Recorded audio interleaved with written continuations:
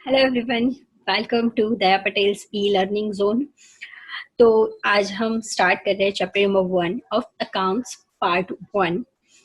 अगर आप लोग नए हो इस चैनल पे तो आप लोगों को मैं बता दूं कि मैं एक टीचर हूँ। मैं यहाँ पर जो भी स्टडी रिलेटेड वीडियोस हैं वो अपलोड करती हूँ। तो if you are in a 12th standard और if you are in a 12th commerce standard या आपका बच्चा पढ़ रहा है इन 12th कॉमर्स, तो आप लोग मेरी चैनल को सब्सक्राइब कर सकते हो। अगर आपको वीडियो पसंद आती है तो आप पूरे वीडियो को देखो और फिर अगर पसंद आती है तो आप लाइक करो, ठीक है। तो हम स्टार्ट कर रहे हैं चैप्टर नंबर 1। तो बेसिकली मैं इंट्रोडक्शन ऑलरेडी पूरा दे चुकी हूँ कि हमारा जो चैप्टर नंबर 1 है उसमें मैंने बोला था आपको कि चैप्टर नंबर 1 अगर हम मार्क्स के ओरिएंटेड देखें तो यस आई एग्री कि ओनली फॉर 4 मार्क्स। बट मैं बोलूँगी कि आपका ये जो है पूरा बेस है कि अगर आपने चैप्टर नंबर 1 अच्छे से पढ़ाई नहीं किया है तो आप लोग चैप्टर नंबर 2, 3, 4, 5, 6, 7 कुछ नहीं कर पाओगे। मतलब कि पूरा का पूरा एप्लीकेशन चैप्टर नंबर 1 का उधर है।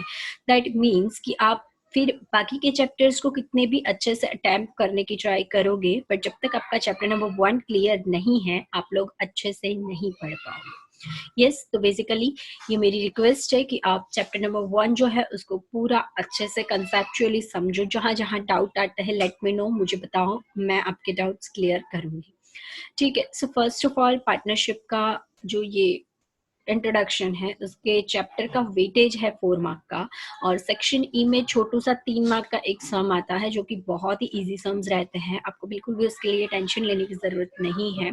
एंड सेक्शन ए जो है उसमें से आता है एक question that is MCQ, right. तो इसमें से आपको एसक्यू नहीं आता है। सो मतलब बात करूँ डेफिनेशन लर्न करने की तो करने की या नहीं करने की, बट यस मैं बोलूंगी जरूर करने की, क्योंकि डेफिनेशन के बिना आप आगे क्या करोगे। जब तक आपको पार्टनरशिप की डेफिनेशन नहीं पता है, जब तक आपको पार्टनरशिप का मीनिंग नहीं पता है, you can not study well, right. So आपको 110% पार्टनरशिप का मीनिंग और उसकी डेफिनेशन पता होनी ही चाहिए और आपको लर्न करनी ही है। 2 मिनट में लर्न हो जाएगी, आप देख लो। तो मीनिंग ऑफ पार्टनरशिप आप मेरी स्क्रीन पे देख सकते हो कि partnership is the relationship between 2 और more person. Partnership is the relation. अब जब रिलेशन है तो वो किसी के बीच का तो रिलेशन होगा ना, तो किसके बीच का, तो बिटवीन 2 और मोर पर्सन।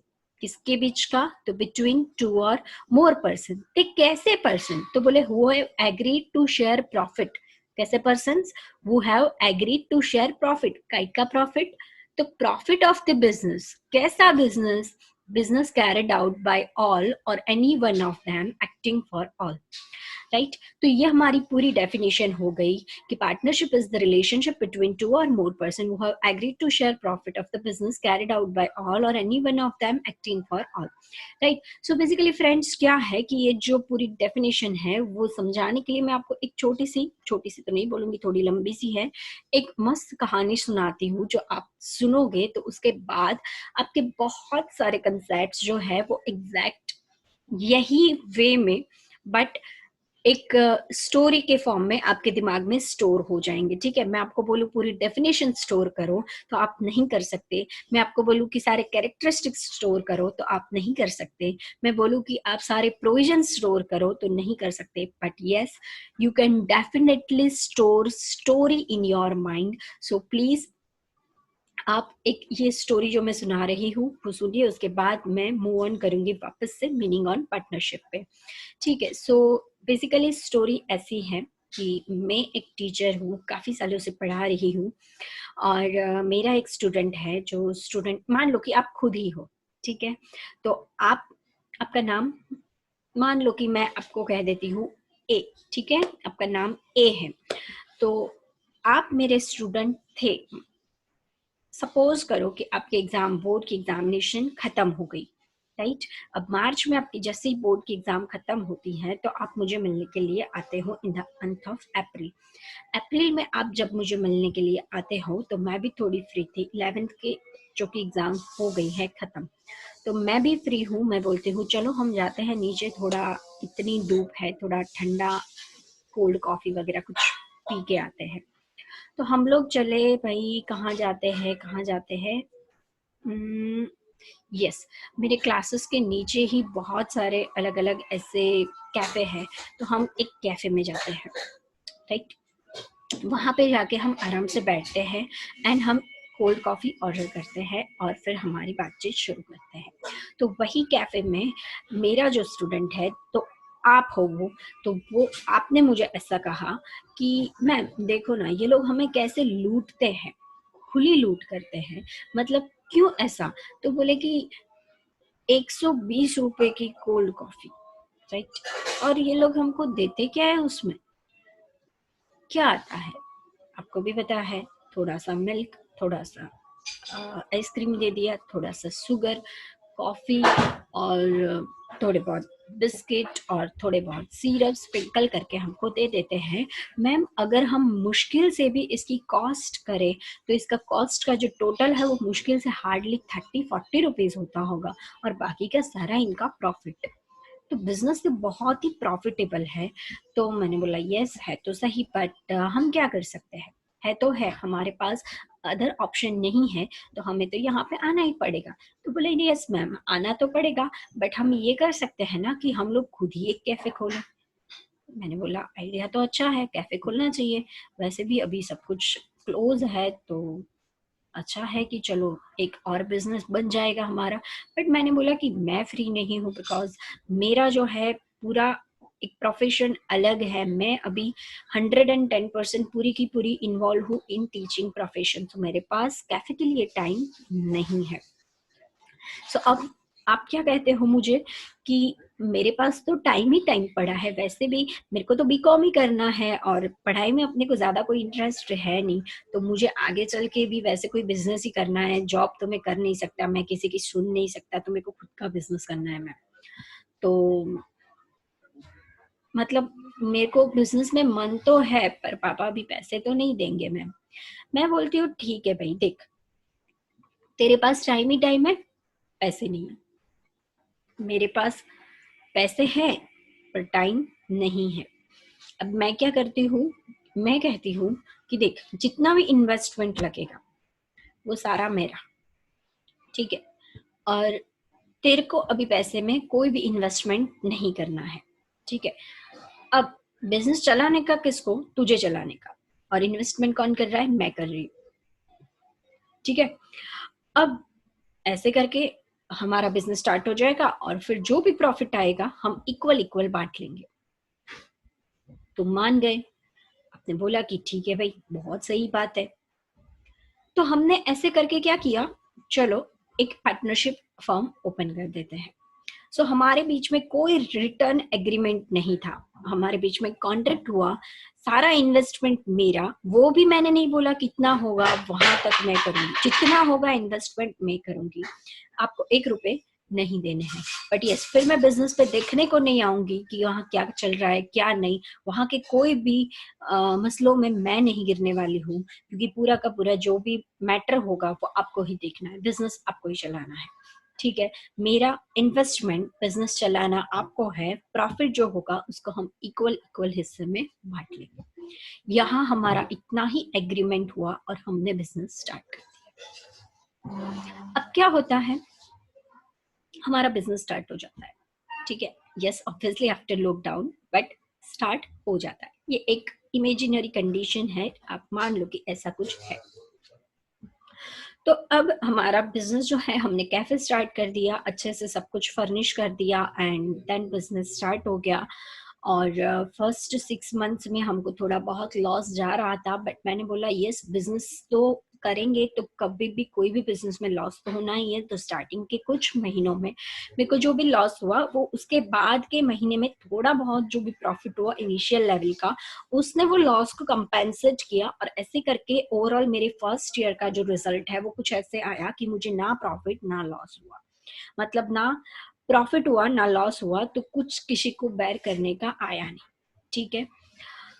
सेकेंड ईयर में मेरा जो भी बिजनेस चला, उसमें जो भी प्रॉफिट आया वो मुझे थोड़ा बहुत प्रॉफिट हुआ, मैं नहीं बोल रही हूँ ज्यादा प्रॉफिट होगा, बट थोड़ा बहुत प्रॉफिट हुआ और उसको हमने इक्वल इक्वल बांट लिया। Now coming to the third year, third year में आपका TY BCom होना है, आपको याद है ना आप कब मिलने आए थे? After 12th। First year that is F Y B com, उसमें हमें प्रॉफिट लॉस नहीं, कुछ भी नहीं हुआ। सेकेंड ईयर में हमें प्रॉफिट हुआ, और अब आप टी वाई बी कॉम में हो, that is third year of your college and third year of our business. So cafe का थर्ड ईयर अच्छे से जाता है और बहुत ही अच्छा प्रॉफिट होता है। और अब मेरी जो पुरानी गाड़ी थी उसको मैं बेचती हूँ और एक नई गाड़ी लेती हूँ, क्योंकि मेरी एडिशनल इनकम जनरेट होनी स्टार्ट हो गई है। और आपको भी मैं छोटी सी एक कार दिलवा देती हूँ कि भाई चलो अच्छा है कि थोड़ी बहुत कार छोटी सी भी होगी कार, तो भी एटलीस्ट आप आने जाने के लिए, और धूप में नहीं जाना पड़ेगा, बारिश के टाइम पे, सर्दियों के टाइम पे, हर टाइम पे थोड़ी कार कंफर्टेबल है। तो मैंने आपको ना छोटी सी एक कार दिलवा दी। अब दिलवा दी मतलब आपने खुद ही ली भाई, आप भी मेहनत करते हो, आप पार्टनर हो। मैं नहीं बोल रही कि मैंने आपके कोई एहसान किया, आप पार्टनर हो, प्रॉफिट आया उससे आपने कार ले ली, ठीक है ना, डन। अब क्या हुआ कि आपका कोई फ्रेंड कि जिसको टीवाई बीकॉम कंप्लीट हुआ, एग्जाम के बाद वो फ्री हुआ और अपने कैफे पे बैठने के लिए आया, ठीक है, आते हैं ऐसे लोग मिलने के लिए, तो वो हमें मिलने, सॉरी हमें नहीं, तुम्हें मिलने के लिए कैफे पे आया और बोला कि भाई क्या है, जलसे है तेरे, तो मजे है, जैसे ही टीवाई बीकॉम कंप्लीट हुआ तेरी तो कार भी आ गई और कोई टेंशन नहीं है, तो तेरा फ्यूचर तो 100% सिक्योर है और बहुत ही अच्छा है। बोले हाँ इतना अच्छा है मेरे लिए, मैंने तो ये बहुत सही स्टेप्स लिया था, वैसे भी अपने नहीं पढ़ने वाले थे, पढ़ के कौन सा अपने कुछ कलेक्टर बनने वाले थे, ऐसे सब बातचीत में। फिर बाद में जो भी फ्रेंड आया था उसने ऐसा बोला कि भाई इतनी मेहनत करने के बाद भी तेरे को खाली 50% मिलता है और मैम को बैठे बैठे 50%, ये तो तेरे साथ बहुत बड़ा अन्याय हो रहा है। तो तब आपके दिमाग में ये बात बैठ गई कि हाँ भाई मैम को तो इधर आना भी नहीं है, जो भी जमेला होता है पूरे दिन मेरे को ही सॉर्ट करना पड़ता है, सप्लायर्स के इतने प्रेशर्स होते हैं, रेंट भरने के इतने प्रेशर्स होते हैं, सारे एक्सपेंसेस पे करने होते हैं, पूरे दिन एम्प्लॉयज के साथ इतनी कचर पचर करनी पड़ती है, अगर कोई माथा फिरा हुआ कस्टमर आया तो उसके साथ भी मेरे को ही मैनेज करना पड़ता है, तो इतनी सारी बातें मैं मैनेज करूँ फिर भी मेरे को तो 50% प्रॉफिट मिलता है और मैम को बैठे बैठे 50% मिल रहा है।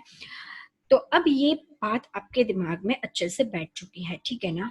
अब वो जो आया था आपका फ्रेंड, उसने क्या किया, चिंगारी जलाई आपके दिमाग में, वो चला गया, बट आपके दिमाग में आग लग चुकी है। आप आए सीधे मेरे पास, आपने बोला ऐसा नहीं चलता। कैसे नहीं चलता?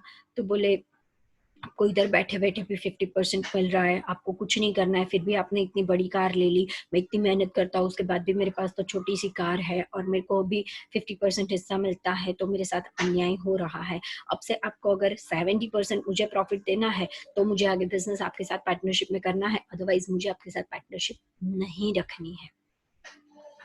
मैंने बोला देख भाई या बहन, वट आप जो भी हो, ये बात पूरी गलत है। फर्स्ट ईयर में जब लॉस हुआ था या बिल्कुल प्रॉफिट नहीं हुआ था तो कोई प्रॉब्लम नहीं थी तुम्हें।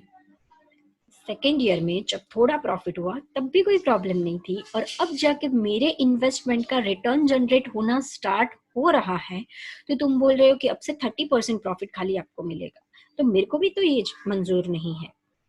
तो बोले ऐसा थोड़ी, पर आप तो काम नहीं करते फिर भी 50%, मैं काम करूं फिर भी मुझे 50%, अन्याय ही तो है। तब मैंने कहा कि ठीक है, तुम तो एकदम राजी थे कि चलो हम कोर्ट पे चले जाए, मुझे ना न्याय चाहिए, जस्टिस चाहिए, आई वांट जस्टिस, बट तुम मेरे सामने तो फिर भी बच्चे ही हो ना बेटा, ठीक है। तो मैंने क्या बोला, देख बेटा तू पढ़ा है पर बीकॉम में क्या आया तुझे पता नहीं है, पार्टनरशिप के एग्रीमेंट्स तुमने पढ़े बट उसमें क्या होता है क्या नहीं वो पता नहीं है। अगर पार्टनरशिप एग्रीमेंट नहीं है तो क्या होगा ये भी तुम्हें पता नहीं है, ठीक है। अब होता ये है कि मैंने ये सोल्यूशन दिया कि अगर तुमको कोर्ट जाना है हम चलते हैं, बेफिक्र चलते हैं, क्योंकि मैं जानती हूँ कि कोर्ट में जाएंगे तो ये कभी पॉसिबल नहीं होने वाला है कि तुम्हारा 70 और मेरा 30, नेवर। कोर्ट यही बोलेगा आपके बीच में रिटर्न एग्रीमेंट नहीं है तो आपको क्या करना है, 50-50% ही प्रॉफिट बांटना पड़ेगा। तो मैं तो रेडी हूं, मैंने बोला चलो जाते कोर्ट, ठीक है।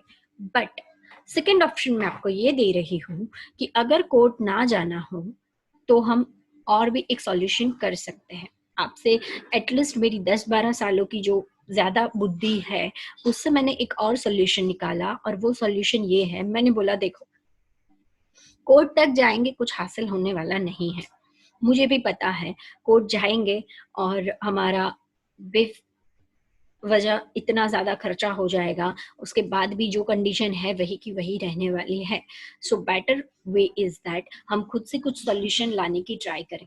और हमारा खुद का जो सोल्यूशन आया वो मैंने ये बोला कि ऐसा करते हैं कि तुम रात दिन जो मेहनत करते हो उसके लिए तुम सैलरी ले लो, ठीक है, और मैंने मेरा जो इन्वेस्टमेंट किया है उसके लिए मैं इंटरेस्ट ले लूंगी, क्योंकि मैंने कैपिटल इन्वेस्ट करी है जो तुमने नहीं करी है, तो मुझे इंटरेस्ट ऑन कैपिटल मिलेगा और तुमको सैलरी मिलेगी। समझ में आ रही बात? काम मैं नहीं कर रही हूँ तो सैलरी मुझे नहीं मिलेगी, कैपिटल तुमने नहीं इन्वेस्ट की तो इंटरेस्ट ऑन कैपिटल तुम्हें नहीं मिलेगा। समझ में आया? और ये दोनों ही चीजें बिजनेस के लिए एक्सपेंस होता है, interest on capital as well as salary to partners, ये दोनों ही बिजनेस के लिए एक्सपेंस है। अब मान लो कि अब तक मेरा 1 लाख रुपए का प्रॉफिट आता था तो मैं 50-50 दोनों के बीच में बांट देते थे, ठीक है। अब क्या होता है, मान लो कि 1 लाख का प्रॉफिट आया, ठीक है, तो उसमें से 10,000 तुम्हारी सैलरी गई, 10,000 या मान लो 8,000, 8,000 मेरे को मेरा इंटरेस्ट मिला, ठीक है। तो इसमें से और प्रॉफिट कम हो जाएगा, 1 लाख में से प्रॉफिट कम होके अभी कितना बचा, 82,000, बिकॉज कितने गए 18,000, तो अभी 82,000 बचा, उसको हम हाफ हाफ डिवाइड कर लेते हैं और उसको 41-41 कर लेंगे, तो मेरे को कितना मिलेगा भाई टोटल, तो 41,000 मुझे मिला प्रॉफिट और 8,000 कैपिटल पे इंटरेस्ट, तो मुझे मिला 49 और तुमको मिल गया 51, तो ज्यादा कोई फर्क नहीं पड़ा। समझ में आई बात? अल्टीमेटली बात तो वही होनी है। Are you getting me? Right? तो मैंने ऐसा सॉल्यूशन दिया। देखो हम कोर्ट तक जाएंगे ना तो ये भी पॉसिबल नहीं था, कोर्ट हमको ये भी सॉल्यूशन नहीं देता, कोर्ट बंधा हुआ है ये कहने के लिए ना मुझे कैपिटल पे इंटरेस्ट मिलेगा ना तुमको सैलरी मिलेगी, और अब अगर हमारे पास कोई रिटर्न एग्रीमेंट नहीं है तो हमारा प्रॉफिट एंड लॉस रेशियो भी इक्वल ही रहेगा, कोर्ट यही बोलेगा। बट मैं क्या चाहती हूँ कि अगर आपके दिमाग में थोड़ा सा भी माइंड में ये रहेगा कि यस मेरे साथ अन्याय है अन्याय है, तो हम अच्छे से बिजनेस नहीं कर पाएंगे, एक नेगेटिविटी के साथ बिजनेस हमारा ग्रो नहीं हो पाएगा। एंड बिकॉज ऑफ दिस मैंने ये सोल्यूशन निकाला कि अब से तुम तुम्हारी सैलरी ले लेना, मैं मेरे इंटरेस्ट मैं मेरी कैपिटल पे इंटरेस्ट ले लूंगी, उसके बाद प्रॉफिट बचेगा उसको हम इक्वल इक्वल बांट लेंगे। Is it clear? तो मैंने ऐसा सोल्यूशन दिया, ठीक है। Mind it very well, court तक जाते तो ये सॉल्यूशन नहीं आता, बट मैंने सॉल्यूशन दिया, तुम रेडी हो तो हम ये कर सकते हैं। यस, पार्टनरशिप में ऐसा क्लियर है कि अगर आप कानूनन कोर्ट तक जाओ तो बाय डिफॉल्ट पार्टनरशिप का जो लॉ है वही एप्लीकेबल होगा, बट अगर हम कोर्ट तक नहीं जाते हैं तो हम जो डिसाइड करें वो, पता चला? यस, तो हमारा एग्रीमेंट म्यूचुअल अंडरस्टैंडिंग से जो एग्रीमेंट किया वो लॉ से बढ़कर है। अब इस बात के लिए तुम रेडी हो, ठीक है, फिर से हमने बिजनेस स्टार्ट कर दिया, अब से तुम जो काम करोगे तुमको सैलरी और मेरे को इंटरेस्ट ऑन कैपिटल, मैं भी खुश तुम भी खुश, जो भी प्रॉफिट आएंगे इक्वल इक्वल बांट लेंगे। अगेन बिजनेस स्टार्ट कर दिया। अब वापस से तुम्हारा टीवाई तो हो गया था, अब आगे तो पढ़ना ही है ना, तो मास्टर डिग्री के लिए तुमने क्या किया, एमकॉम स्टार्ट कर दिया। अब तुम्हारा एमकॉम स्टार्ट हो गया, 2 साल बीत गए, एमकॉम कंप्लीट हो गया, वो जो बंदा चिंगारी लगा के गया था ना उसका भी एमकॉम हो गया। अब उसने 2-3 जगह पे इंटरव्यूज दिए, जॉब के लिए अप्लाई किया, जॉब मिल नहीं रही है, तो वापस आया मिलने के लिए, वापस कुछ चिंगारी जलाने के लिए आया।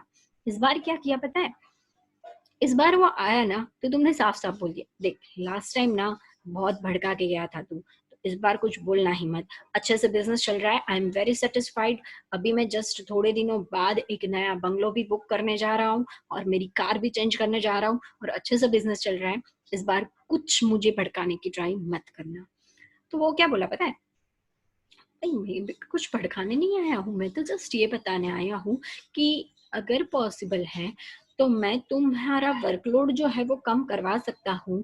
अगर तुम बोलो तो मुझे भी थोड़ी बहुत पार्टनरशिप आप में दिलवा दो ना, तो तुम्हारा काम में हाथ बढ़ जाएगा। ज्यादा कैपिटल की जरूरत अगर है, नए मशीन वशीन कुछ लाने हैं, तो मैं थोड़ी बहुत कैपिटल भी लेके आऊंगा, तो ऐसे करके हमारा काम बन जाएगा। ठीक है, तो आपके दिमाग में ये बात बैठ गई कि हाँ बात तो सही है, मेरा काम बढ़ जाएगा थोड़े टाइम के अंदर अंदर। जस्ट कभी कभी अभी तो मेरे को देखने के लिए भी आ रहे हैं, शादी हो जाएगी या एंगेजमेंट, तो मेरे को टाइम थोड़ा डाइवर्ट देना पड़ेगा उधर। और यस, मतलब आइडिया सही है, अगर मेरे काम कम हो जाते हैं तो मैं थोड़ा कहीं और टाइम निकाल सकता हूँ। आपके दिमाग में ये बात बैठ, बट आप क्या बोले? मैम नहीं मानेंगे तो मैम से बात करनी पड़ेगी।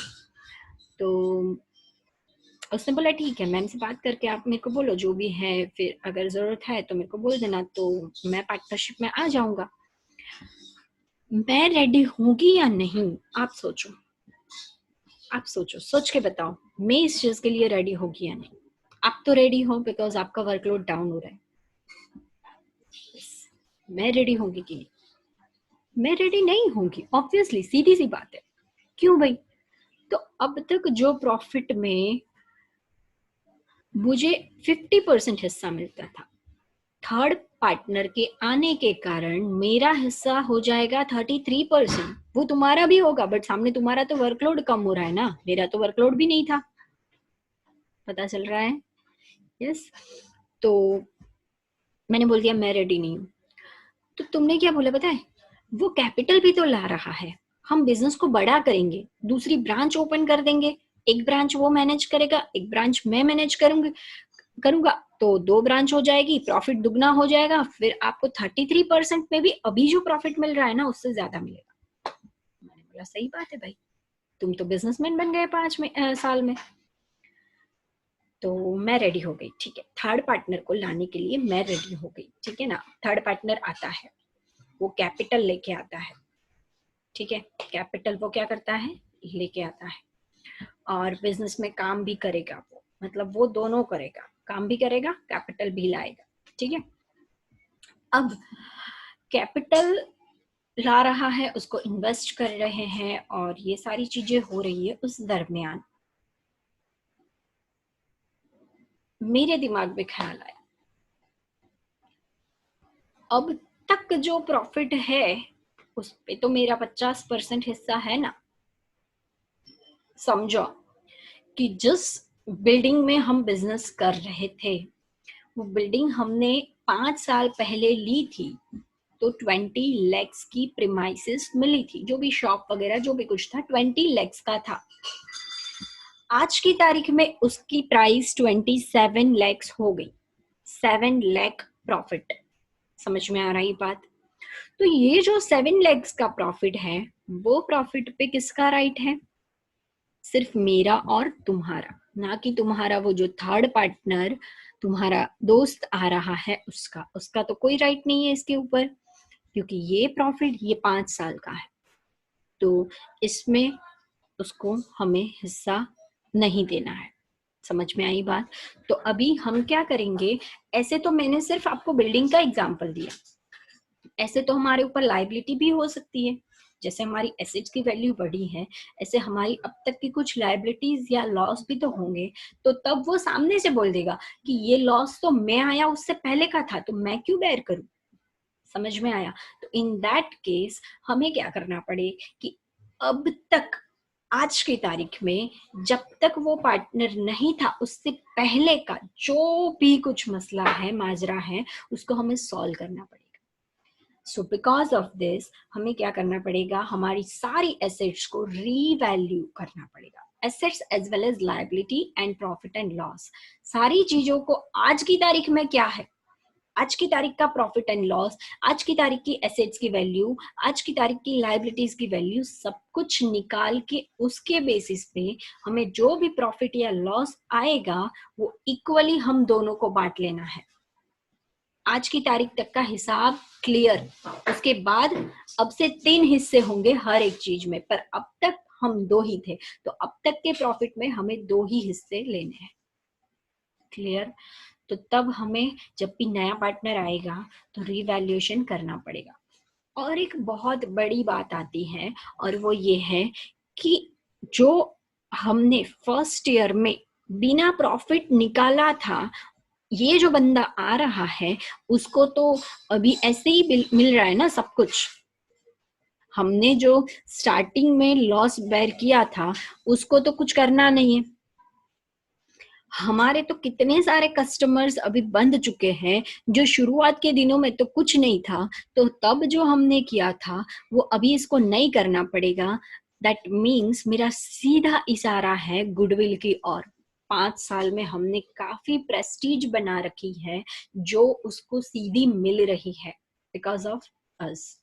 हमने 5 साल पहले बिजनेस शुरू किया था, और जो भी लॉस बेयर किया उसके कारण हमारी एक प्रेस्टीज मार्केट में क्रिएट हुई है, हमारा नाम बना है। वो नाम का क्या, तो जो भी पार्टनर आएगा ना वो हम दोनों को ये गुडविल का पैसा भी देगा। यस, 110% उसको हमें गुडविल का पैसा भी देना पड़ेगा। तो ही हम उसको इस चालू बिजनेस पे बिठाएंगे। आप समझ रहे हो? अगर वो नया कोई बिजनेस स्टार्ट करेगा देन उसको 1 साल तक तो क्या करना पड़ेगा, ऐसे ही बैठना पड़ेगा खाली इन्वेस्टमेंट करके। उसको 1 भी रुपए का प्रॉफिट नहीं मिलने वाला है। समझ में आया? बट जब उसको चालू बिजनेस पे बिठा रहे हैं हम, तो उसको बहुत सारा प्रॉफिट मिलने वाला है, और ये बहुत सारे प्रॉफिट में उसको जो हिस्सा मिल रहा है इसके लिए वो हमें क्या करेगा, गुडविल देगा।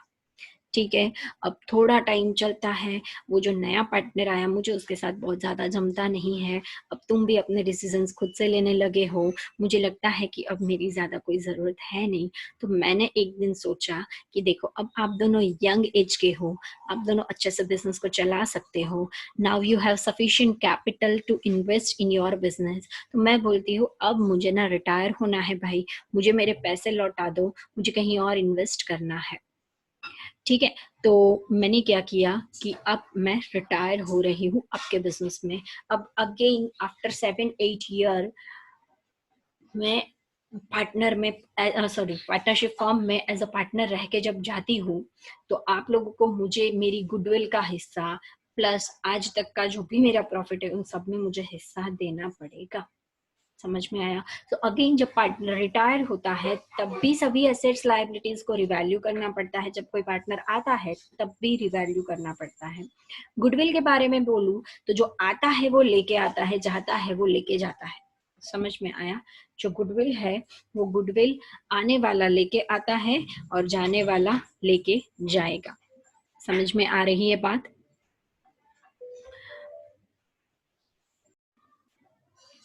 ओके, तो नाउ मैं रिटायर हो रही हूँ, मैं सब कुछ मेरी गुडविल आज तक का प्रॉफिट सब कुछ लेके जा रही हूँ। फिर आप लोग बिजनेस चलाते हो। अब क्या होता है कि यंगर ब्लड जो है वो थोड़ा ज्यादा गुस्से वाला होता है, तो आप लोगों की बाद में नहीं बनती है, एंड देन आफ्टर 1-2 years आप लोग अपने बिजनेस को कैंसिल कर देते हो और खुद से अलग पर्सनल बिजनेस स्टार्ट करते हो। तो ये आपका वापस एक नई मैटर आ जाएगी और वो हो जाएगा डिसोल्यूशन ऑफ पार्टनरशिप। तो जो पूरी कहानी मैंने आपको समझाई, वो कहानी से मैं आपको क्या समझाना चाहती थी, तो कहानी में मैंने फर्स्ट ऑफ ऑल आपको इंट्रोडक्शन समझाया, उसके बाद मैंने आपको जो भी नए मैटर्स है कुछ वो सिखाए, उसके बाद मैंने आपको रिवैल्यूएशन सिखाया, नए पार्टनर का एडमिशन सिखाया, रिटायरमेंट सिखाया एंड डिसोल्यूशन। मतलब पूरा पार्ट 1 जो है, ये पूरी कहानी जो है आपको पूरे पार्ट 1 पढ़ते पढ़ते कभी भी मैं बोलूंगी कि कहानी में ये था ये पॉइंट आया, कहानी में ये था ये पॉइंट आया। सो ये पूरी आधे घंटे की कहानी जो है वो पूरी वेस्ट नहीं है, इसका बहुत बहुत बहुत यूज है। मैंने एक एक चीज को इसमें कवर किया है जो अपने सिलेबस से जुड़ा है। ठीक है। सो बेसिकली अब हम मीनिंग ऑफ पार्टनरशिप जो स्क्रीन पे दिख रहा है आपको उस पे आ जाओ। तो उसमें अब लिखा है कि पार्टनरशिप इज रिलेशन। पार्टनरशिप क्या है? एक रिलेशन है बिटवीन 2 और मोर पर्सन। टू होना जरूरी है, उससे ज्यादा भी हो सकता है। हम दो तो थे ही, बाद में एक नया आया था, मतलब दो या उससे कितने भी ज्यादा ले सकते हैं, कितने भी ज्यादा नहीं ले सकते, उसकी भी लिमिट होती है। यस, डेफिनेटली उसकी मीनिंग होती है। अगर नॉर्मल बिजनेस है तो 20, और अगर बैंकिंग से रिलेटेड, फाइनेंस से रिलेटेड कोई बिजनेस है तो उसके लिए 10 मिनिमम है। ठीक है। एंड बिटवीन 2 और मोर पर्सन, कैसे पर्सन? तो ऐसे पर्सन जो एग्री हुए हैं टू शेयर प्रॉफिट। और कैसा प्रॉफिट? तो प्रॉफिट ऑफ द बिजनेस। और कैसा बिजनेस?